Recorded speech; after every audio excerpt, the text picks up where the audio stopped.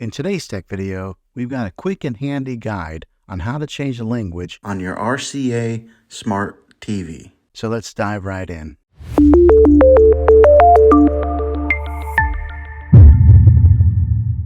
Step 1. Accessing the menu.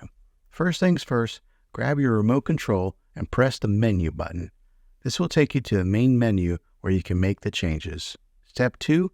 Navigating to language settings. Now let's navigate to the settings option.